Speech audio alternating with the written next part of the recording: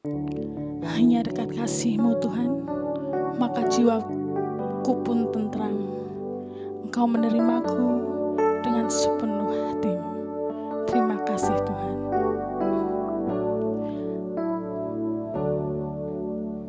Hanya dekat kasih-Mu Bapa,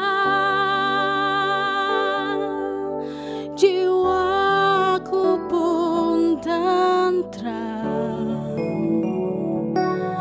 Engkau menerimaku dengan sepenuhnya, walau dunia melihat rupa, namun Kau memandangku sampai kedalaman hatiku.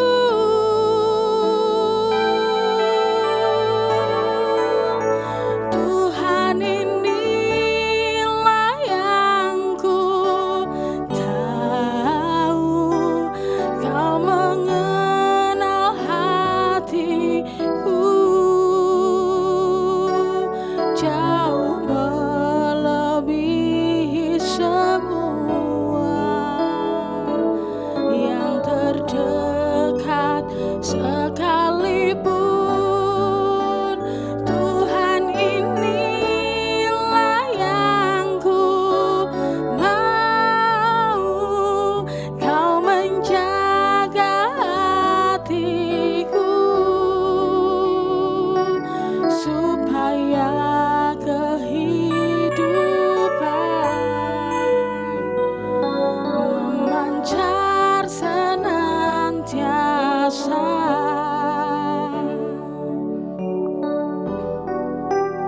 Hanya dekat kasih-Mu Bapa, jiwaku pun tentram. Engkau menerimaku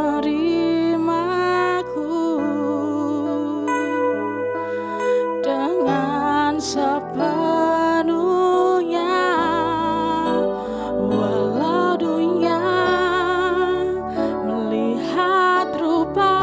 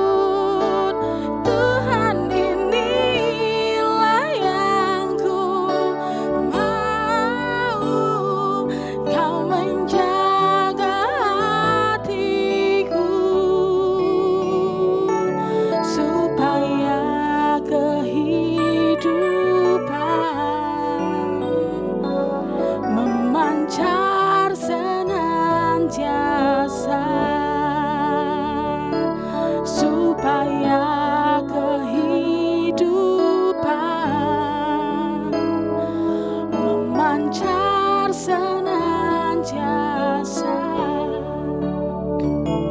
supaya kehidupan memancar senantiasa.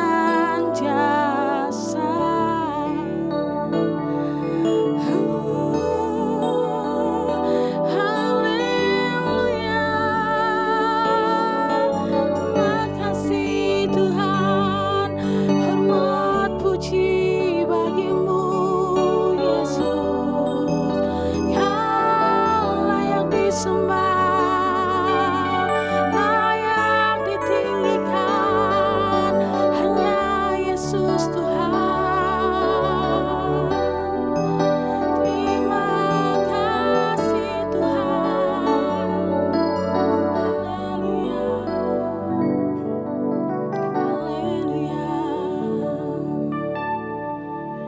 Terima kasih Bapa. Terima kasih buat kebaikan-Mu, buat penyertaan-Mu, kasih setiamu yang selalu Engkau limpahkan bagi setiap kami anak-anak-Mu. Terima kasih Bapa, Engkau sungguh baik dan teramat baik. Engkau Allah di atas segala raja, Engkau Bapa yang mulia. Terima kasih Bapa di surga. Sebentar kami akan mendengar kebenaran sabda-Mu. Kiranya kami yakin Engkau sudah memberi telinga yang tajam untuk kami dapat mendengar akan kebenaran sabda-Mu. Engkau urapi hamba-Mu yang akan menyampaikan, dan biarlah hanya nama-Mu yang dimuliakan. Terima kasih Bapa di surga, kami sudah berdoa dan mengucap syukur. Haleluya. Amin. Shalom, selamat pagi Bapak Ibu dan saudara-saudara yang dikasihi Tuhan. Saya percaya hari ini keadaan Bapak Ibu dimanapun berada di dalam sukacita dan berkat dari Tuhan. Baiklah, mari hari ini kita akan mengawali pekerjaan kita dengan firman Tuhan. Sesibuk apapun kita, jangan sampai kita melupakan Tuhan. Sesibuk apapun kita dalam bekerja, jangan sampai kita lupa berdoa. Nah, kata jangan ini merupakan suatu perintah atau larangan, dan itu merupakan sebuah kewajiban, yaitu kita tidak boleh melupakan Tuhan dan kita tidak boleh lupa berdoa. Kalau berdoa itu merupakan nafas kehidupan kita, maka doa itu merupakan hal yang sangat penting di dalam hidup kita ini. Seberapa penting doa itu bagi kehidupan rohani kita? Hari ini kita akan membaca dari Matius 21 ayat yang ke-22. Dan apa saja yang kamu minta dalam doa dan permohonan, dengan penuh kepercayaan kamu akan menerimanya. Ada hal yang menjadi berkat bagi orang yang percaya. Kita adalah orang-orang yang diberkati oleh Tuhan, yaitu kamu akan menerimanya. Untuk bisa kita menerima setiap doa permohonan yang kita naikkan, kita perlu yang namanya iman percaya. Iman percaya. Dalam iman kita meletakkan ketidakberdayaan kita, meletakkan bahwa kita itu menyerahkan segala apa yang kita miliki itu di dalam kekuasaan Tuhan, dan kita percaya penuh, tidak ada keraguan-raguan. Bapak Ibu dan saudara-saudara yang dikasihi Tuhan, bagaimana supaya kita itu memahami peran doa di dalam hidup kita? Apa yang harus kita lakukan supaya kehidupan doa kita ini menjadi doa yang benar, yang baik, memaknai peran doa di dalam hidup kita? Kita akan baca dari Lukas 11 ayat 9. Oleh karena itu, aku berkata kepadamu, mintalah maka kamu akan diberikan, carilah maka kamu akan mendapat, ketoklah maka kamu akan dibukakan. Nah, firman ini memberikan bahwa kita untuk mendapatkan apa yang kita harapkan, apa yang kita doakan, yaitu harus ada sebuah usaha. Di situ dikatakan mintalah, carilah, ketoklah. Ada sebuah usaha. Usaha ini merupakan sebuah kewajiban. Kita harus yang namanya usaha. Usaha itu setiap saat. Artinya tidak berhenti di dalam satu titik yang harus kita lakukan secara terus menerus. Yang berikutnya adalah ketika kita meminta, doa itu menjadi sebuah permohonan, yaitu kita harus percaya. Seperti tadi dikatakan di dalam Matius 21 ayat 22.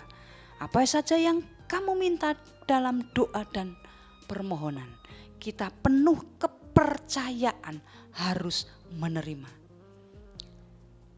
Yang berikutnya adalah bagaimana memaknai peran doa itu di dalam hidup kita supaya doa kita ini menjadi menerima segala apa yang kita minta, yaitu kita harus berseru kepada Tuhan. Di dalam segala kesesakan, di dalam segala kehimpitan, kita berseru, hanya berseru di dalam Tuhan. Kita menaikkan seruan kita kepada Tuhan. Mari hanya berseru kepada Tuhan. Kemudian doa itu kita bangun menjadi sebuah hubungan yang pribadi. Tetapi jika engkau berdoa, masuklah ke dalam kamarmu, tutuplah pintu dan berdoalah kepada Bapamu yang ada di tempat tersembunyi. Maka Bapamu yang akan melihat yang tersembunyi akan membalasnya kepadamu. Masuk ke kamarmu, punya hubungan pribadi, punya hubungan secara face to face dengan Tuhan. Kecuali itu, apa yang harus kita lakukan supaya kita mendapatkan segala permohonan yang kita minta itu menjadi sebuah hal kenyataan di dalam hidup kita. Yang berikutnya adalah berikan Tuhan menjadi sebuah otoritas, pemegang otoritas di dalam hidup kita. Apa saja yang kamu minta dalam namaku, aku akan melakukannya, supaya Bapa dipermuliakan di dalam Anak. Jika kamu meminta sesuatu kepadaku dalam namaku, aku akan melakukannya. Satu-satunya yang pegang otoritas di dalam hidup kita adalah Tuhan. Maka ketika kita berdoa, kita menyampaikan pengagungan hanya kepada Tuhan, karena Tuhanlah yang punya otoritas di dalam hidup kita. Yang berikutnya, supaya permohonan doa kita itu kita akan menerima adalah dengan suatu ucapan syukur. Di dalam ucapan syukur ada yang namanya merendahkan diri. Janganlah hendaknya kamu khawatir tentang apapun, tetapi nyatakanlah dalam segala hal. Maka kita harus memiliki kerendahan hati untuk mengucap syukur. Kita tidak mampu melakukan apa-apa, hanya pengucapan syukur itu kita merasa bahwa Tuhanlah yang punya otoritas di dalam hidup kita. Kemudian doa, permohonan itu bukan menjadi milik pribadi, tetapi kita harus juga mendoakan orang lain.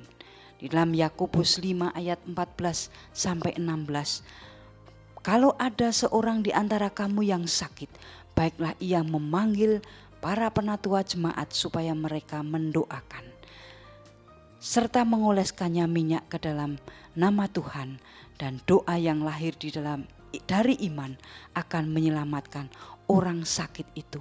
Di situ dikatakan kita harus mendoakan.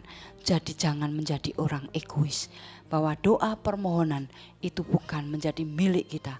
Mari kita mendoakan orang lain, supaya doa dan permohonan kita itu menjadi sebuah permohonan yang siap untuk kita terima. Kemudian doa itu tidak ada yang namanya batas waktu. Doa selalu terus menerus kita naikkan. Apabila itu kita lakukan, kita akan menjadikan Sebuah doa itu adalah sebuah komitmen, kesungguhan. Karena janji Allah yang sudah dikatakan tadi di dalam Matius 21 ayat 22. Apa saja yang kamu minta dalam doa dan permohonan dengan penuh kepercayaan, kamu akan menerimanya. Endingnya, berkatnya adalah kita akan menerima. Tetapi kita harus lakukan iman percaya kita bawa bahwa semuanya itu hanya terletak di dalam Tuhan. Selamat memasuki hari ini dengan berkat Tuhan.